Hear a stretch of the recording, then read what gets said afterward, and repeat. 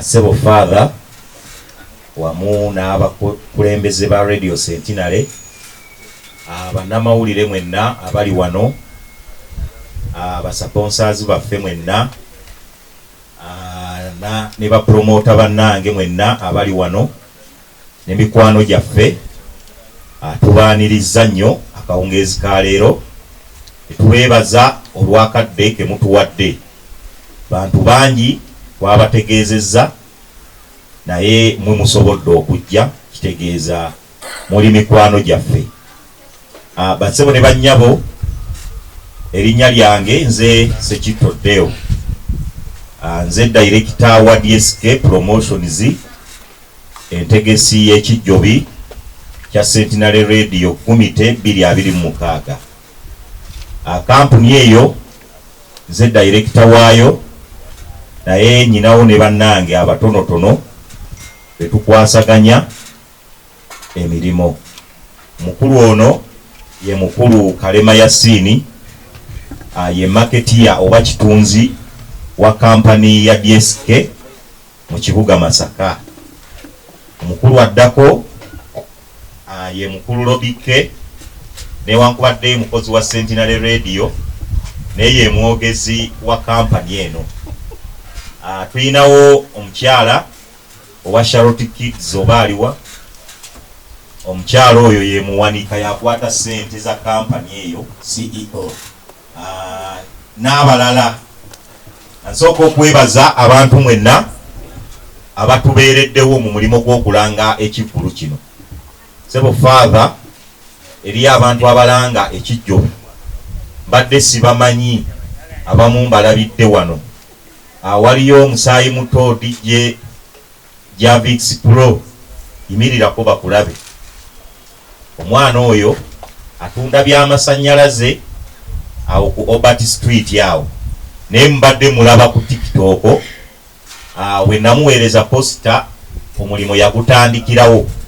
Eriyo abantu bangi, Raga Emma, Sache Pro, Plan B, bakola omulimu gw'obwannakyewa olw'okwagala ekivvulu kino. Neebaza ba DJ mwenna, mukwano gwange DJ Ratso, Kenny Pro, Bashiru Pro oyo aba mutabani wange oyo, babaddewo. Ekipande ekyo kiriko abantu bangi naye si buli omu nti asobodde okujja wano, naye nabasaba ne bakkiriza okubeerawo, era nga bwe babaddewo ne ku lunaku luli bagenda kubeerawo. Bagenda tukuba endongo emenya amateeka gano agatali ga gavumenti naye amateeka g'endongo bagenda gitukuba.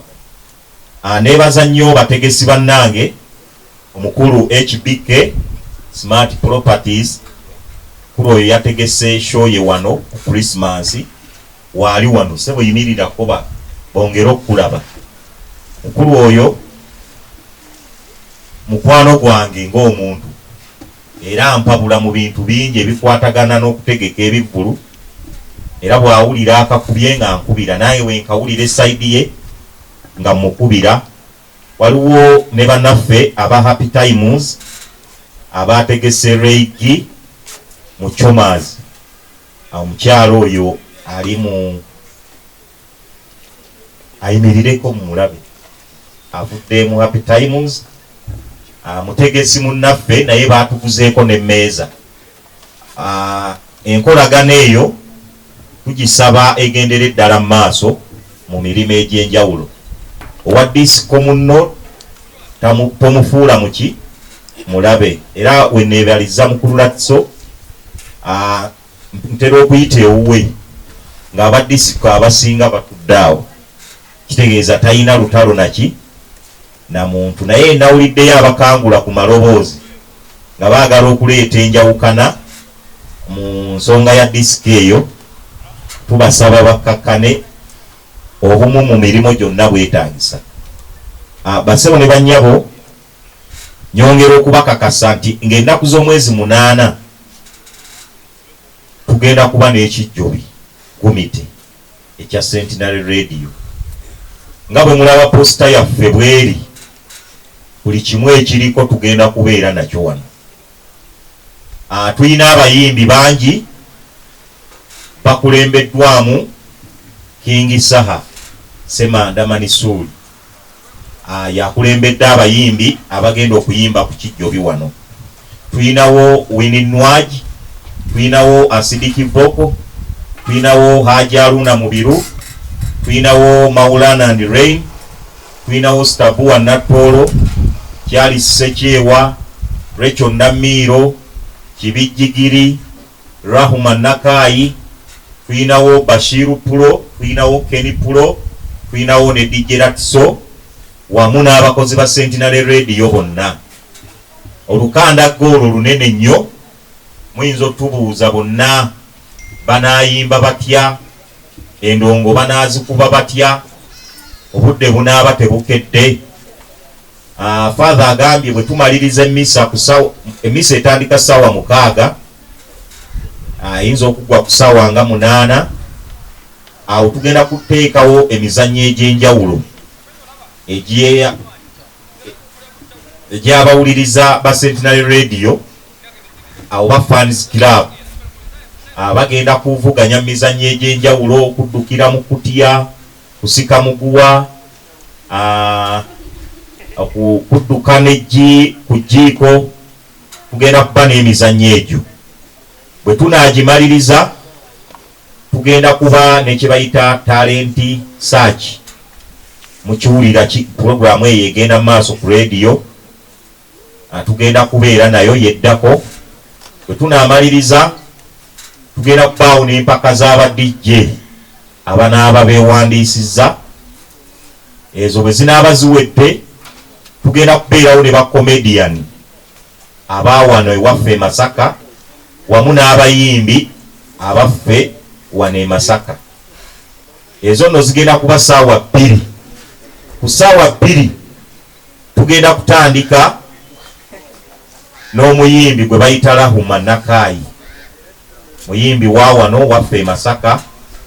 Tugenda kuzzaako omuyimbi Rachel Namiro, tugenda kuzzaako Mwami Kibijigiri, tugenda kuzzaako Charles Sekyewa, Stabua Natolo n'abalala bagoberere. Omuyimbi agenda okufundikira show bagenda kumuyita King Saha Semanda Manisuli, agenda kufundikira show ku ssaawa 8 zennyini. Okuva ku ssaawa 8 abakulu muwulidde bwe beewera, waliwo wa Silifezi, waliwo wa Kabadazo, Kenny Pulo alayika yakuba emenya mateeka. Kaakati awo nga bweri nkola yaabwe, mukama waabwe DJ Ratiso awo yagenda okuba program manager. Yamanyi Bashiru asookewo, Kenny Pulo asookewo, ate naye amanyi okukwata omuzindaalo ennaku zino. Omwayinza okuba asuna Madinda nga ye ali ku muzindaalo, kati yenteekateeka yaabwe. Ffe kitukakatako ku ssaawa ezo kubakuuma bukuumi nga muli balamu paka obudde bwe bunaakya, buli omu adde waka. N'olwekyo nkunga abantu mwenna okwetooloola Greater Masaka okujja mu bungi ennyo mu kijjobi. Enteekateeka nnungi, security weeri egenda kukulirwa Uganda Police. Tuyambibweko ababawunsa abaffe aba DSK security. Sebo Father DSK Promotions eina security y'ababawunsa, era tobeere eyo n'omukolo gwonna n'ogamba nti onoonya ababawunsa. Mbayina loole namba. Tugenda kubeerawo n'abakuumi baffe okuva ekitovu ku dayosisi, bagenda kutuyambako. Aba bakitongole ky'amadisipa kiri kitovu ku dayosisi nabo tugenda kubeera nabo. Gw'alina emmotoka yo, alina akagaaliko, alina bajaaji yo, jangu ng'oli mugumu. Security egenda kubeera tight. Ekikukakatako kukeera bukeezi, ekyokufuluma tetukirinaako buvunaanyizibwa. Wookoyera oba nkeera oba wakayingira n'ofuluma, tetugenda kuzisaamu kusasula. Osobola okufuluma ng'omaze okusasula n'ogendako mu nnyenda ate n'okola ki n'okomawo. Eriyo abategeka ebivvulu, oli n'afuluma ate alina kuddamu kusasula. Ffe tetukola ebyo. Bw'osasula ku mulyango omutwalo gumu gw'omanya oba ofulumya emirundi 10, naye obuzibu sitampu kusiimuuka nti abo baba olina okusala amagezi ne baddamu okukuba endala. Enteekateeka nnungi bassebo ne bannyabo, tubasaba mujje mu bungi. Mukulu Latiso atikkudde ebyuma, Haji Kamada owa RB naye yeewera, Bashiru Pulo, Kenny Pulo babeeweredde essaawa yonna, ne King Saha ataakalango ke ng'abeewerera bannamasaka. Mujje mu bungi mumubugirize. Ate bwe tunaamaliriza nga 14 ekyokukola mwenna mu Uganda mukimanyi, tugenda Kololo era naye tumubeererewo. Sebo MC ndowooza byebyo, ebisigadde tugenda kubyogerako mpola mpola. Kozi ak'enjawulo, neebaza nnyo omukulu Ronald Electronics aliwo ow'Empugwe owa Bidongo TV uno maaso gusimu. Boddayo buli muntu kebera ku akawunti eyo olabe ekiriyo. Mukulu Interview Media, musajja oyo ssebo yimirira bakulabe. Musajja yatandika olutalo lw'ekijjobi emyezi ng'ebiri egiyise, ne bannaffe abalala, Mukulu Lubyanza n'abalala bangi. Mbeebazizza nnyo, temujjanga okwo, era twongeremu amaanyi, amawulire tugasaasaanye, tugende mu byafaayo nti ekijjobi kyekivvulu ekisinga obunene mu Masaka City. Neyanze kale tuyanze GDSK ayina ekibuuzo kyo njala okwanjulira omukulu Innocent Babas tuli naye sebo yimirirako abantu bakulabe. Mukulu oyo naye atuyambako mu mulimu gw'okulanga. Mukulu Innocent Babas. Mukulu Sokota oyo abuuzizza ekibuuzo naye nga sinnakiddamu, nyongera okumwebaza olw'omulimu gwakola alanga ekivvulu kino obuteebalira ku makya kawungeezi.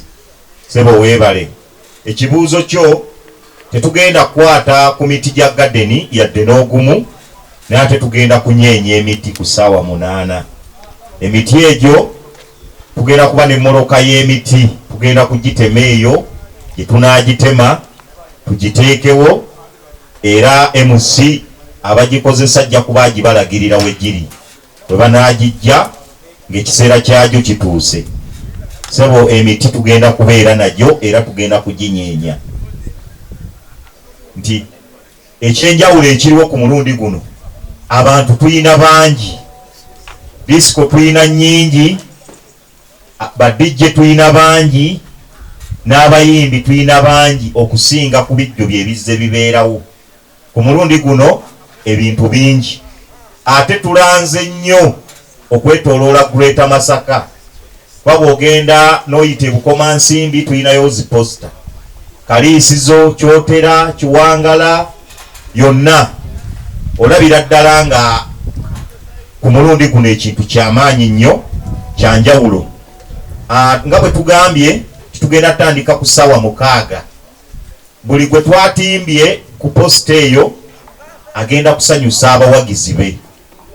Kakati okuva ssaawa 6 okukomenkeera ku ssaawa 1, buli muntu agenda kubeerako kyakola, era programs manager buli muntu agenda muwa akakisa okukola kyalina okukola mu budde bwe.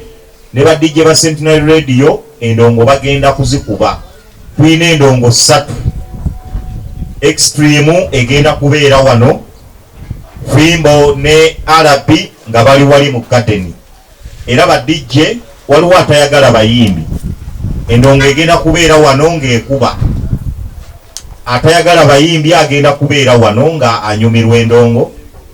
Atayagala abayimbi era agenda kubeera eri. Tetugenda kusirika.